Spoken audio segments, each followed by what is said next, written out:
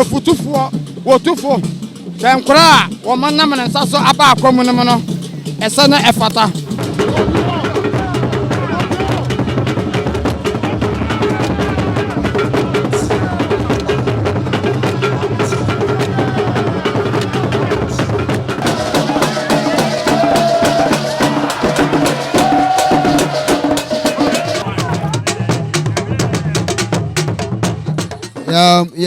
Ye mami ono nso asi joma o start ana wa sha se achia be ya ono nso eye hwan ya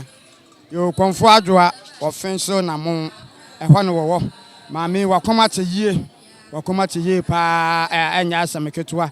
aha na bosum ya susi bi ene wasi fom no ya metimu se we mami ba tan na ba panyini nani afie na unim ne pa minimum no pa aye minimum no pa ya kase obi nim obi a minimum no pa sense me free offenso dosu ahemfie twafo hene ahemfie no mo so free na mo no dosu de adekoro amamre dwumadie na egusu ayede na di akire ahwefo ani atiefu na ye nana ya onu su kire dwoma onu su di asai onu so eye hwan ya prana nana ntujuo Adwoa ntujuo wona na me di kan no ho asama no sa wo offenso na mo Komfuo ntujuo wakoma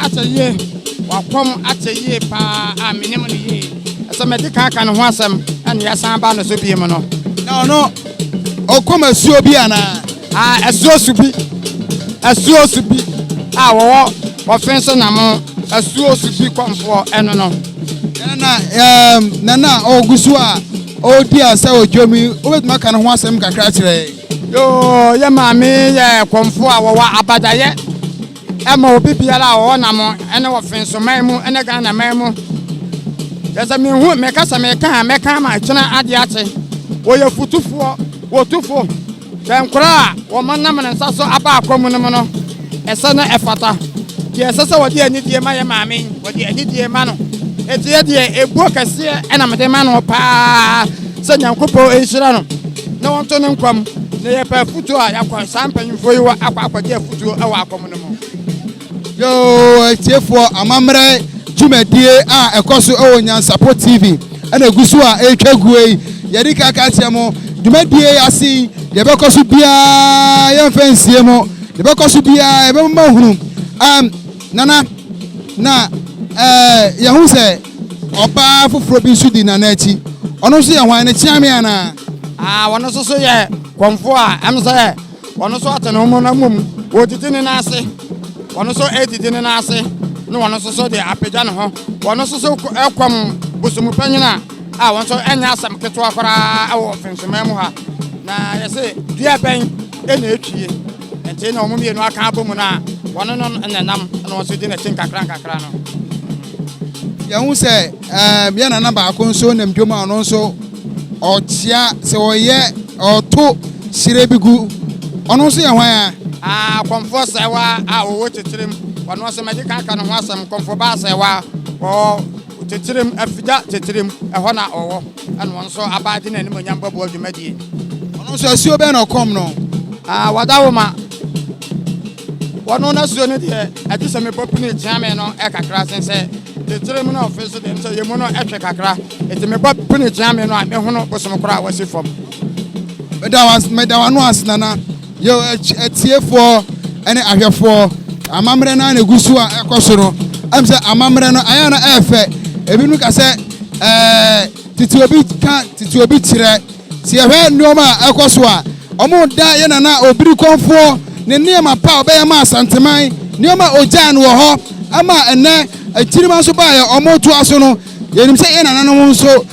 atira bi na omo so ni wa ombeja no ma papa wa atira ma entiriman so aba beto aso amia hu se asanteman yenso ye obi kan yenso obi tire ye hu Komfuo fefe bi so no so asi jom ono so ye hwan e fra no Komfuo bi aso asikyire nkansa ene wasi fam no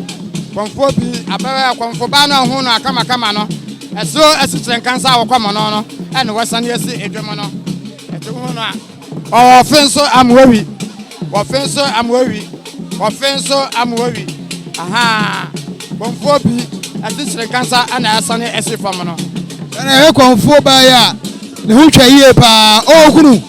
wada wo ma nukunu na gina ne nsan no a wode tengo atana num no a wo we na wode pada asa na bota no no na kire se a wo ba na ye no ho ban pa nya sam ketwa nana we de esisa nkofa we ye nti ye hu sa abofra kuma abaya bi gina dwam e di asa abaya we ho ya abaya ya akra seven previous ye ka se wo free offenso na mo na ne papa ne nana bosom da na wono kra no ne papa ne maame e mo so mu bedi ahia abanaba saa bosom no na afa akwara yi wa ba betunam ne wo hu no no e te bosom ne si foma adaje ni poso kra ne papa ana bosom no akwaba mo no a enko wo peda bosom no saa bosom no ba na papa onko ntina na papa ne me se bosom na tekọ ene sa wa je ne ho efre ne nsem no enti ye tete bosom na aka akwara no say akra bosom na afa no woni mo fra bre mu ntempa o sa papa enti wo hunu me asem a obeye bibia no na tse se de wasa bosom de ne ye ne bia no na wode na aye awi yo nana ene ye bada wase ba NYANSAPO TV